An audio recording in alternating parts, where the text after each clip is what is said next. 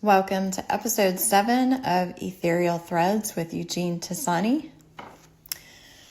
So in this episode, I'd like to look at something really significant Jesus mentioned in the book of John.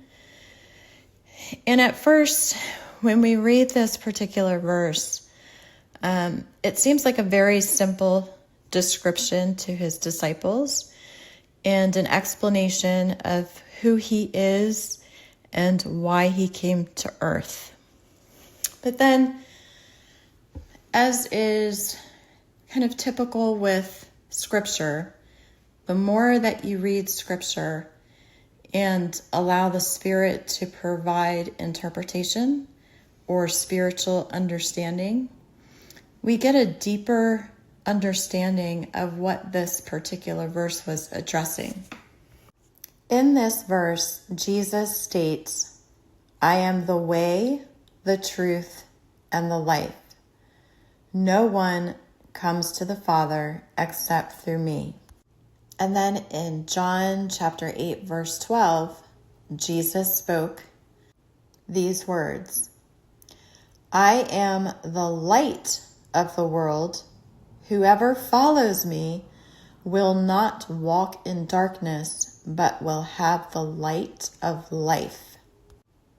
Now, why would Jesus go out of his way to talk about being the true light of life and being the light in our world? If you read through Scripture, Old Testament and New Testament, the Israelites and the Judahites and the Benjamites aren't necessarily seeking or chasing light or trying to find a true path of light.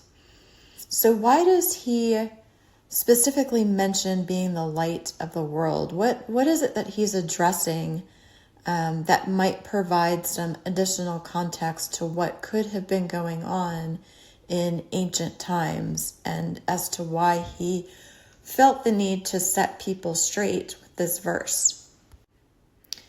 For those of you who are inclined to research the Library of Congress and or published resources on the internet, I don't want to say it's easy to find, but you can find information about what type of ritualistic practices and sacrifices were performed in ancient times.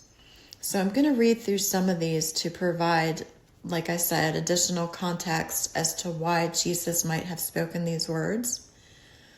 So in ancient Middle Eastern time, there were rituals involving children. There were fire rituals and child sacrifice, which was also known as Molech worship. There were Phoenician and Carthaginian practices. And I know that there are archaeological findings in Carthage that have uncovered burial sites known as tophets, spelled Tophets, containing urns with the cremated remains of infants.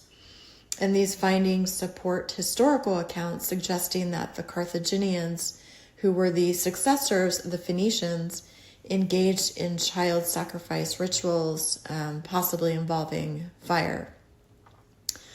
So in ancient Africa, for those of you who are familiar with geography, Israel is right between the Middle East and Africa from a geographic perspective. So in ancient Africa, there were fire and light and ceremonial practices. There was the Dogon Sigi festival, and that's spelled Dogon Sigi festival. And the Dogon people of Mali celebrated the Sigi festival every 60 years, and they marked the transmission of sacred knowledge. And then during this festival, initiates, including young males, would participate in rituals symbolizing rebirth and cosmic renewal. So the participants would wear costumes and engage in dances that represented like celestial bodies and cosmic events, with fire playing a central role in their ceremonies. And then they also had something called the Abwai initiation rites, and this was something that was prevalent in Nigeria. And Abwai is spelled Abwoi.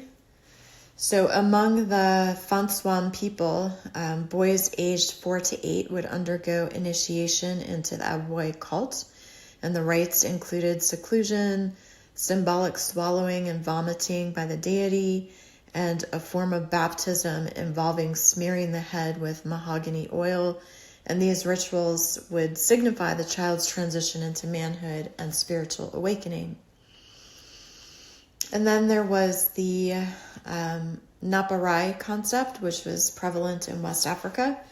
And in certain West African traditions, particularly among the Yoruba, the concept of Naparai holds that children might possess the soul of an ancestor. So rituals during pregnancy and after birth aim to identify these children who were given special roles in spiritual ceremonies, reflecting a belief in the cyclical nature of life and the transmission of ancestral wisdom. And then there was the Zuri children in North Africa. In Moroccan folklore, Zuri children are believed to be human-Djinn hybrids with unique physical traits. They're thought to possess supernatural abilities, making them targets for rituals aimed at uncovering hidden treasures. So these practices, although they're rooted in ancient beliefs, have led to modern instances of child exploitation. And then you can also dig into Library of Congress and search their digital collections for materials on ancient rituals and cultural practices. There's the National Center for Biotechnology Information, which talks about traditional practices involving children in African societies. And then you can also look at Oxford Bibliographies, which provides comprehensive bibliographies on topics like child sacrifice in the ancient Near East. So all of that to say that there were some pretty outlandish belief systems in ancient Africa and the ancient Middle East that could have been prevalent enough that the Israelites and the Benjamites and the Judahites had to interact with those people and those tribes and those belief systems. And God wanted to make sure that his people did not follow those ritualistic practices. And in doing so, he provided us with our Messiah, Jesus Christ of Nazareth, who came and taught everybody who would listen, that he was the true path, that he was the light of the world. People did not need to sacrifice children. They didn't need to target or exploit children. They didn't need to perform all of these ritualistic events and festivities trying to conjure light into a dark world when he was the light, when he is the light, when he will always be the true light. So that is what I would like for you guys to consider with this episode, and going out and performing your own research and looking at the Library of Congress and finding any research that you can about some contextual historical background for when Jesus was alive and when he was preaching to some of these wayward tribes who had pretty much dispersed around the world at that point.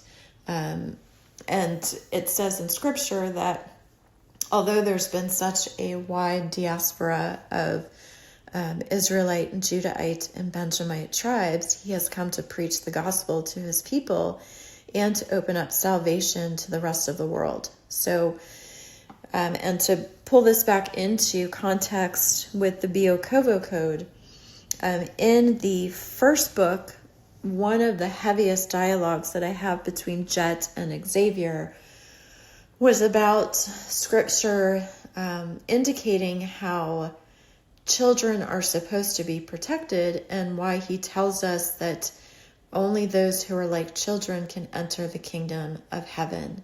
And I think that has something to do with how horribly children were mistreated and abused and murdered throughout time, including in modern time, to try and achieve some type of light. There is this false notion amongst some of the ancient elites and some of these secret societies that killing or raping children produces some type of spiritual light. And I am not friends with Satanists. I'm not friends with anybody in a secret society. So I don't know the specifics or the depth of how far this goes.